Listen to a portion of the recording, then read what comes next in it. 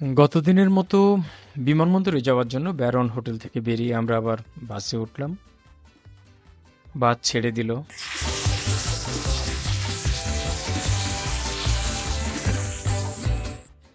বিমানবন্দরে নেমে বিমানবন্দরের ভিতরে প্রবেশ করে আমরা একটা নতুন জিনিস দেখলাম। সেটি সেবারই প্রথম এই যে চেয়ারটি, যেটি ম্যাসাজ চেয়ার হিসেবে পরিচিত। পরবর্তীতে অনেক এটিতে আমি উঠেছি এবং ম্যাসাজ গ্রহণ করেছি।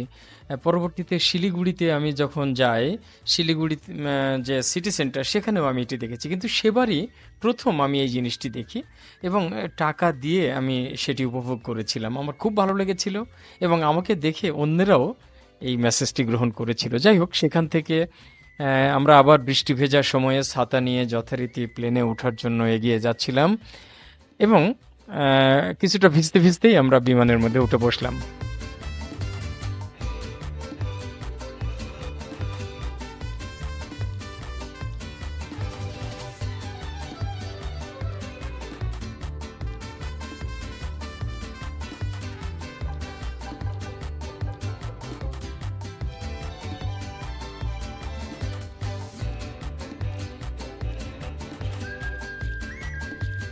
বৃষ্টি ভেজা রানওয়ে।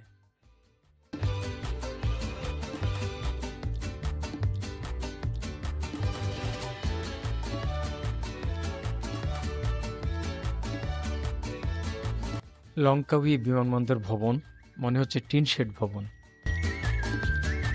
বিমানে ওঠার আগে আরও একবার পিছনের দিকে ফিরে লঙ্কাউই বিমানবন্দর ভবনটি দেখে নিলাম।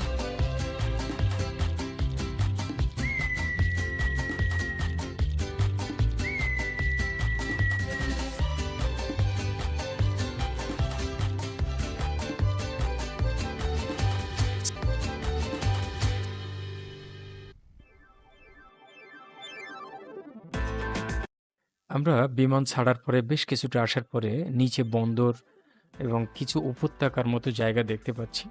আসলে এই জায়গাটি ছিল পেনাং, মালয়েশিয়ার আরও একটি সুন্দর শহর পেনাং, যা উপর থেকে আমরা দেখতে পাচ্ছিলাম বিভিন্ন সময়ে চলার পথে।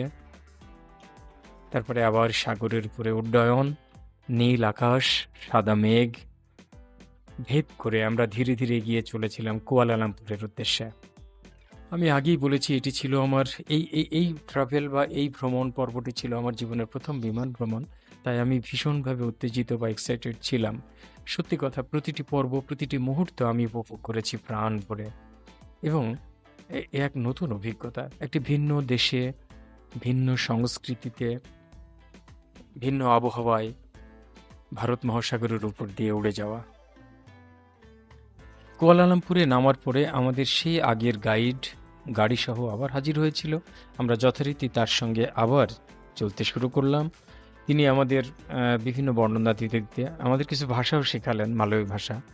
আমরা সেই ভাষাগুলো তখন ভালোই শিখেছিলাম, কিন্তু পরে চর্চার অভাবে ভুলে গেছি।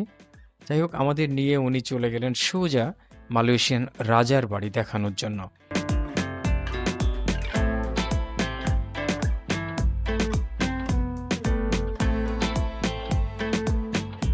ইনি হলেন সেই রাজা সুলতান মাহমুদ ভি, যার বাড়ির দিকেই আমরা রওনা দিয়েছি এবং আর কিছুক্ষণের মধ্যেই আমরা আশা করছি তার বাড়ির আঙিনায় পৌঁছে যাব। অত্যন্ত সুন্দর একটি স্থাপনা, অত্যন্ত সুন্দর একটি আঙিনা, যেখানে দেশ বিদেশের পর্যটকরা ছবি তুলছেন, ঘুরে বেড়াচ্ছেন। আমরা সেটি দেখলাম এবং সেখান থেকে কেএল টাওয়ার এবং টুইন টাওয়ার সহ মালয়েশিয়ার অন্যান্য স্থাপনাগুলো দেখা যায়।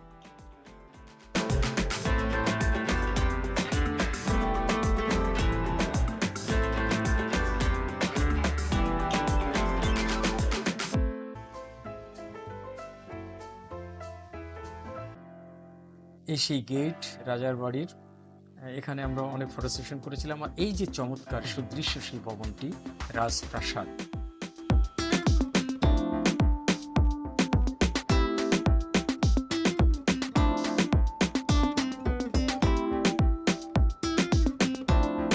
এরপরে রাজার বাড়ি থেকে বেরিয়ে আমরা বাইরে চলে আসলাম এবং একটি মজার জায়গায় গেলাম। সেটি হলো এই টুইন টাওয়ারের পাশেই একটি মালয়েশিয়ান গভর্নমেন্টের একটি প্রতিষ্ঠান, যেখানে অ্যাকচুয়ালি কফি এবং চকোলেট কি করে চাষ করা হয় সেই সমস্ত দৃশ্যগুলো ওখানে দেখানো হচ্ছে।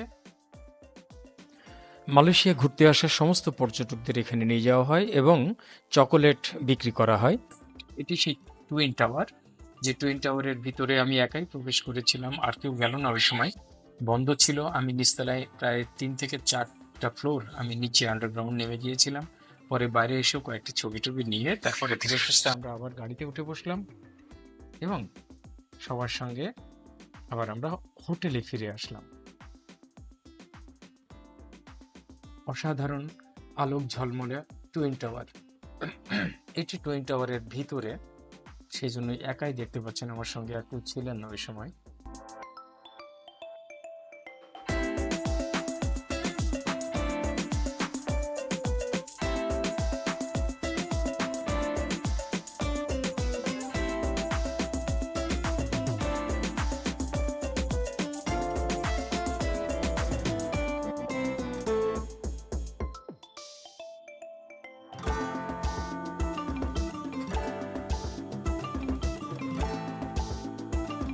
যাই হোক, এভাবেই তৃতীয় পর্ব আজকের মতো শেষ হতে যাচ্ছে।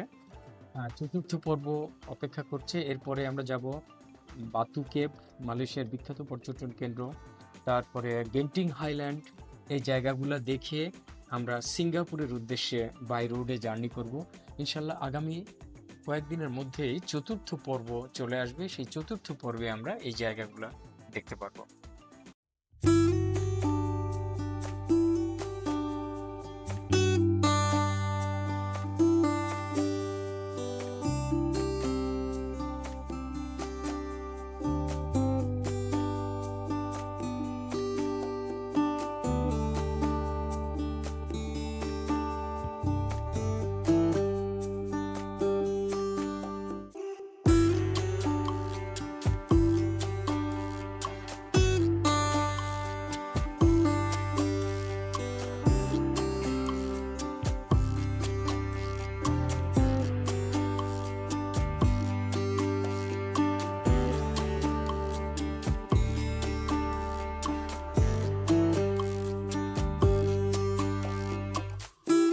আমরা সেখানে কিছু গ্রুপ ছবি নিয়েছিলাম বাইরে দাঁড়িয়ে, সেটার কিছু নমুনা এখানে রয়ে গেছে।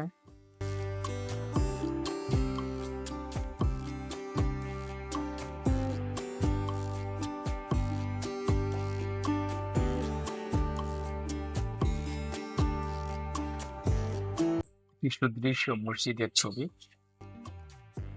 মালয়েশিয়া মুসলিম কান্ট্রি হওয়ায় সেখানে অনেক সুন্দর সুন্দর মসজিদ তৈরি হয়েছে। এটি বাইরের ভিউ, যেটি শহরের আধুনিক উন্নত শহর, সুতরাং সেখানের ব্যবস্থাপনা যা যা থাকার সেগুলো সবই ছিল।